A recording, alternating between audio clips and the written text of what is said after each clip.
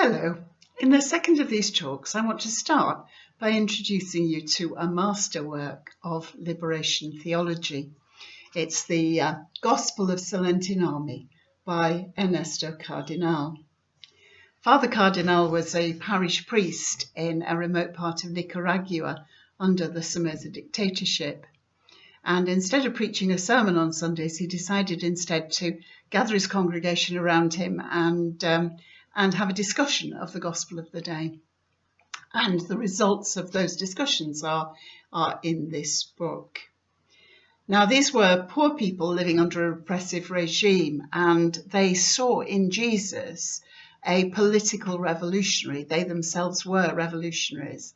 And though you may not agree with Jesus being a political figure, I'm sure we are all agreed that the central message of this collection of discussions is that Jesus is a man for the poor. I'm sure we all agree that is relevant to us and our situations today. And the book is not just a monument to liberation theology's early days. It's also a fine example of vernacular readings of Scripture. Vernacular readings are when we read the gospel through the eyes of our own community. Now, I'm assistant curate in a parish with multiple deprivations, and I obviously want to read the Bible through the lens of my own community. That's a very good thing for all of us to be doing. But there's a danger with vernacular readings, and that is that we can close our eyes to other vernacular readings. And today in this talk, I'm going to be focusing on the importance of looking at readers of the Bible who don't share our ethnicity or our socio-economic conditions. So that's my starting point for today's lecture. Perhaps we could start by looking at the ways in which our own ethnicity and socio-political circumstances can get in the way of our reading of the Bible, and think about how people with different viewpoints can perhaps help us to read the Bible in better ways. And first, I think we need to face squarely the fact that there are virtually no white Europeans in the Bible. Even Roman characters in the New Testament won't necessarily have been Europeans. By the 1st century AD, for example, the Roman army was drawn from all over the Roman world, including North Africa and the Middle East. So a Roman centurion could well have come from Damascus or from Carthage. And where there are possible white European characters in the Bible, we have to face the fact that they're really not central to the story. The people who are at the centre of the story are not white. We know that, of course we do. We were all shocked by the representation of Hagar as whiter than white in the painting that we looked at in class. But I still think that those of us who are white Europeans can only benefit from reviewing our over-easy identification with Jesus and the disciples, or with Paul and his friends, or with Moses and the people he leads. We can all of us easily overlook the fact that they are, and we aren't, most of us anyway, Jewish or Middle Eastern, or living under oppressive foreign domination. In other words, we have less than we think in common with the experience of Jesus or Paul or Moses. And I think we can get a better grasp of who Jesus really is by looking at a book like this. Oh, I've put it down somewhere. Here we go. It's Kenneth Bailey's Jesus Through Middle Eastern Eyes, and there's a companion volume called Paul Through Middle Eastern Eyes. And I also recommend reading Jewish scholars, and I particularly recommend Stories Jesus Told by Amy Jo Levine, which is about the parables of Jesus. Nowadays, all serious modern commentators on Old and New Testament take account of Jewish scholarship, and Jewish writers can really challenge our view of Jesus as one of us, and they can open our eyes to so much that we miss. We could also benefit, I think, from looking afresh at the Bible with the insights of post-colonial criticism, which bases its reading of the Bible on the damage done by colonialism. If you've read Sam Wells on how the Old Testament has its origins in exile in Babylon, or the New Testament has its origins under Roman imperial rule, you'll see how pertinent that might be. And at this point, you might like to take a moment to pause this video and acquaint yourself or reacquaint yourself with the start of this Mitchell and Webb sketch.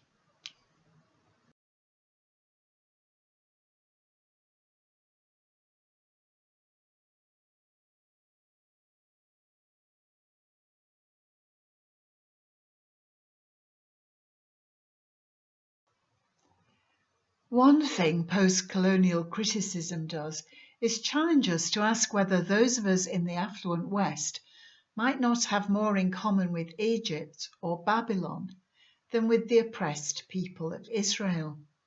Are we perhaps not the heroes, but the baddies in some of these stories?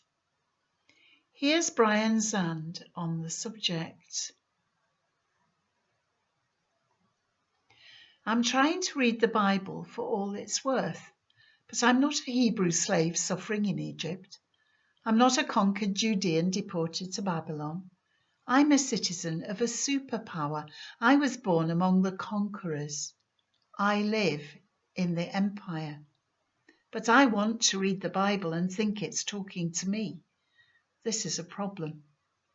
In the Bible, we find the narrative told from the perspective of the poor, the oppressed, the enslaved, the conquered, the occupied, the defeated.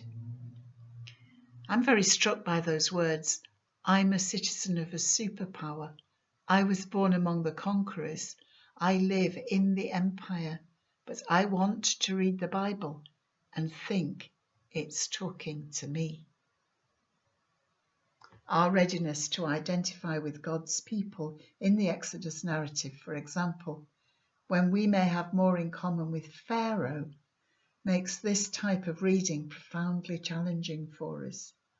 But I think we can all draw closer to God by embracing it as a possibility. And I think we've seen in the US and elsewhere lately what can happen when people who are not in any meaningful way oppressed get the idea that they are the ones who need setting free.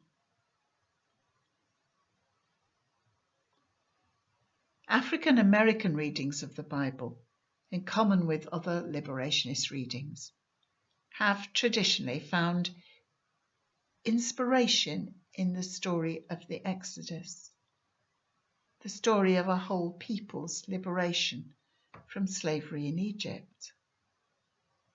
However, some African American commentators of the Bible resist identifying with biblical figures like Moses and the people of Israel.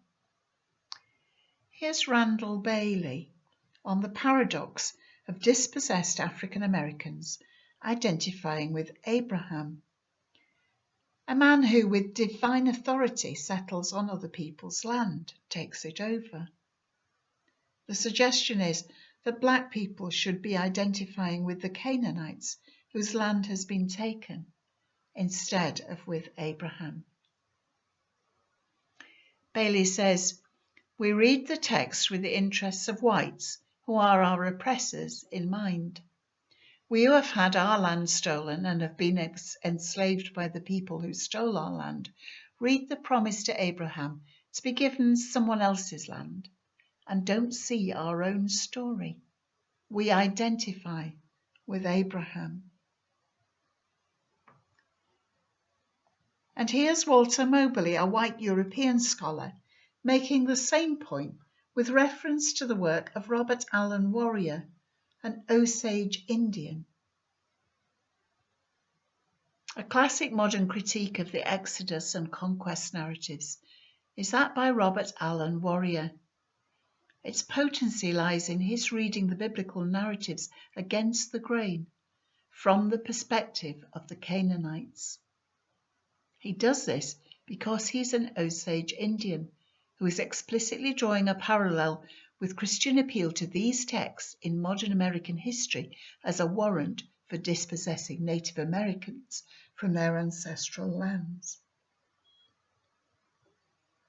In the light of all this, maybe we need to try to think more about where we in the privileged West really find ourselves portrayed in the Bible. And perhaps we need to be more responsive to the challenge that represents. And now finally, a brief look at how the differently abled might read the Bible. People with disabilities do sometimes find themselves represented in the Bible, and there are some prominent Bible figures who have disabilities and who are chosen by God, such as Moses with his speech impediment, or Jacob who has a serious hip injury. The story of Jonathan's son, Mephibosheth, who is lame after an accident, makes interesting reading too. David restores him to his rightful possessions and his status as a prince. And there's Leviticus 19:14, which prescribes care for those with disabilities. You shall not revile the deaf or put a stumbling block before the blind. But we also find in the Old Testament the common association of physical or mental disability with punishment from God. And an example of that is Nebuchadnezzar's mental breakdown in Daniel 4. So it's a complex picture. And it's important to be aware that some people with disabilities, I'm thinking here particularly of members of the deaf community or of some people on the autistic spectrum, some people with disabilities object to the assumption that they need to be healed. And I know a wheelchair user who neither hopes or wants to be able-bodied in heaven on the grounds that the person she feels she is so intimately tied up with her disability. Jenny Weiss-Block notes, sometimes people with disabilities feel as though they are objectified in the disability scripture passages, as if the only purpose they serve is to be healed. And here she writes of the post-resurrection Jesus, who shows his scars openly and without shame, for they were and remain a sign of his humanity and the fullness of his life experience. As preachers, we need to be alert to the very different ways in which texts referring to disability might be read by the differently abled community, including those to whom we regularly preach. In both my talks, I've made a lot of references to this book by Daniel Holgate and Rachel Starr, the SCM Study Guide to Biblical Hermeneutics, 2nd edition. Chapters 4 and 5 make an excellent introduction to reader response criticism.